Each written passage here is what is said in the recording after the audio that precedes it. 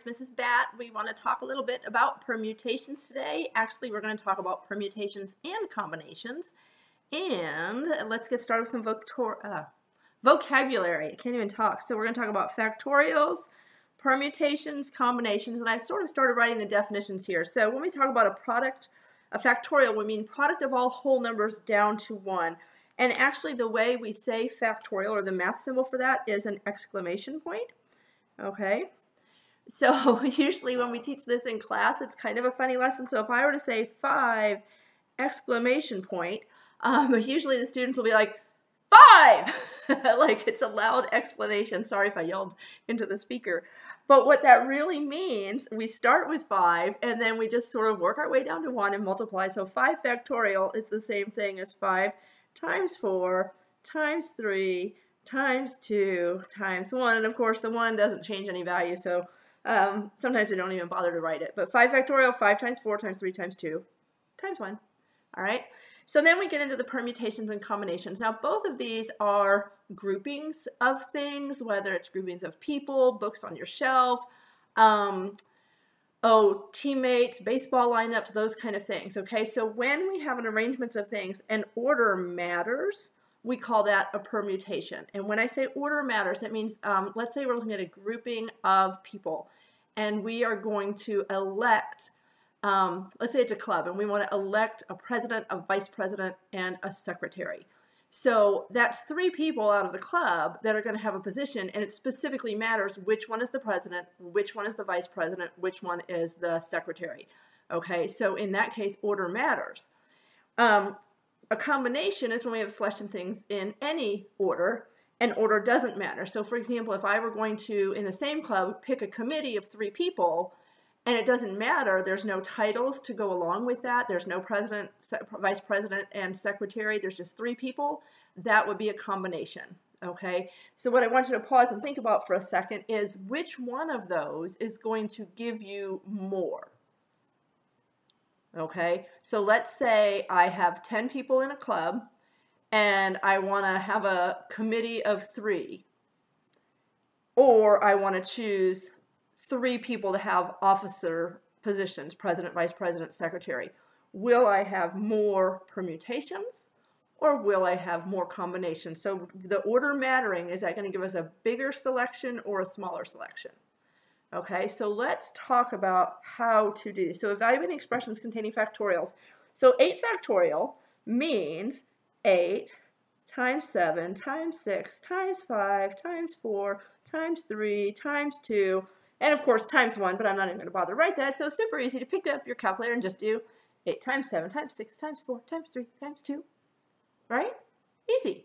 Okay, now here's one that you need to memorize, and this is one, you can Google this. 0 factorial is actually 1, and usually when I tell kids that, it makes no sense, and I would love for you to understand why that is. I would say you got a computer, Google it, and do some research on your own to figure out why that's 0 instead of, or why that's 1 instead of 0. Okay, back to this one. If you took the time to do this, it actually ends up being 4, 0, 3, 2, 0. I'm going to show you a shortcut in just a minute. Okay, but no shortcuts yet. We have to learn the concepts first. All right, so now here's where it gets really cool. We're going to take 8 factorial and divide it by 6 factorial. And the reason I don't want to show you any shortcuts yet is I kind of want you to see how cool this is. So 8 factorial we know is 8 times 7 times 6 times 5 times 4 times 3 times 2. And we're going to divide that by 6 factorial, which means we start at 6 and we do 6 times 5 times 4 times 3 times 2. And now when you write it one on top of the other, I hope you are noticing that the 6's are going to cancel each other out, the 5's are going to cancel each other out, the 4's, the 3's, and the 2's. So really all we're left with is the 8 times 7, and I'm really hoping that's quick mental math for you. The value of 8 factorial divided by 6 factorial is 56. All right, and then now we have an actual little bit more complicated expression where we have 10 factorial over a little like binomial-ish sort of thing there, only there's no variables. It's just 9 minus 2. So order of operations says we're going to do that 9 minus 2 first, and then now that's going to turn into 10 factorial over 7 factorial. And just like we had happen over here, some of you may already be able to think a step ahead. I'm going to write it out. That's 10 times 9 times 8 times 7 times 6 times 5 times 4 times 3 times 2. 10, 9, 8, 7, 6, 5, 4, 3, 2. Divided by 7 times 6 times 5 times 4 times 3 times 2. And if you were really thinking ahead, you probably noticed that all these guys right here, the 7, 6, 5, 4, 3, 2, are all going to cancel each other out because those are common factors. So really all we're left with is 10 times 9 times 8. Again, a mental math problem. 10 times 9 is 90 times 8 is 720. And I don't know if you can tell, it doesn't look like the camera is capturing the fact that I have two beautiful different colors of ink here, and it all looks the same to me on my computer, so I'm sorry I have blue and pink for your viewing pleasure, but I don't know that it's showing up that way.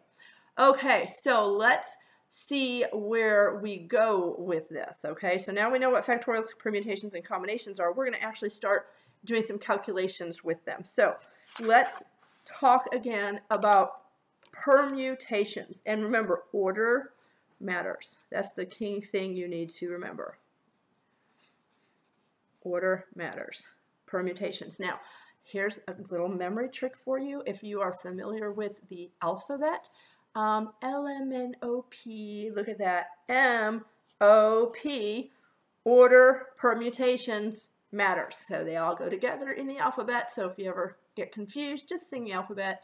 You can start a day if you want, work all the way out to the L-M-N-O-P, but if you can remember that O and P are next to each other, order matters, that's a permutation. All right, so here's how we do it.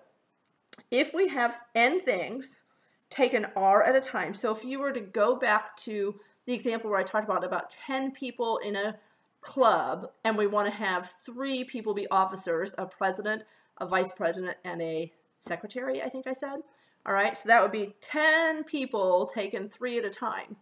This is how we write it. It's a permutation because the order does matter because we have specific titles. So we go N, P, R, all right?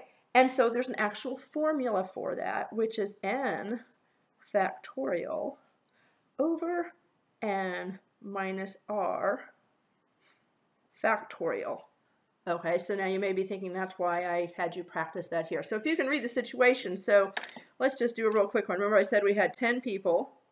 And we had 3 people taken as officers, okay, secretary, president, vice president. So the total number of people would be 10. And then N minus R, 10 minus 3 is 7. Oh, look, we already figured that out. So there would be 720 different ways to do that, okay? So that's the longhand way, good for you to understand where this comes from, but I'm sure you would like to know a couple things. All right, there's that one. And now I have to figure out, I thought I had my other calculator here as well. There it is. Ta-da! Let's take a look.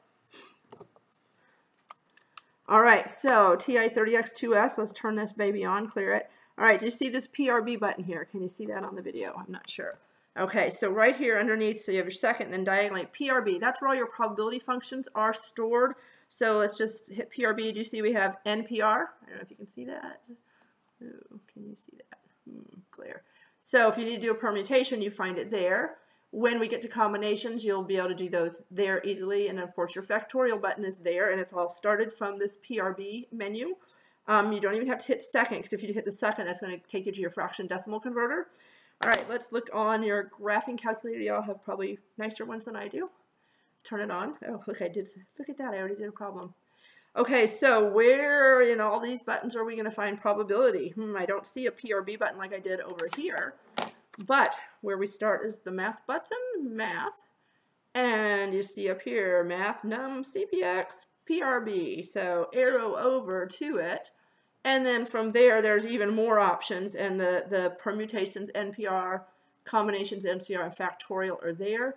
I personally prefer to do those on this one because it's just easier to get to. I think too many more buttons, but now you know how to do them both, okay? All right, here we go. Let's take a look at question number 1. Janelle's having a group of friends over for dinner. She's setting the name cards on the table.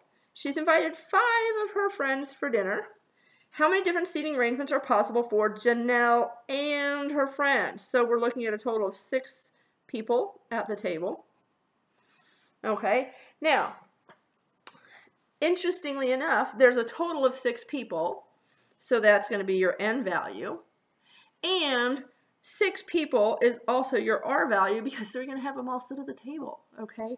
So theoretically, this one is actually 6 factorial over 6 minus 6 factorial, okay? Because our N value is 6, right? We have 6 folks coming, and then N and R are both 6, so we get 6 factorial over 0 factorial, and remember I told you to memorize that that's 1.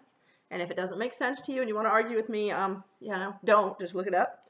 And so basically, since this part cancels out to 1, really, we could have just done this as 6 factorial instead of doing it as a combination, I mean as a permutation. If you want to write it out with permutation annotation, that's 6p6 would be the way that looks.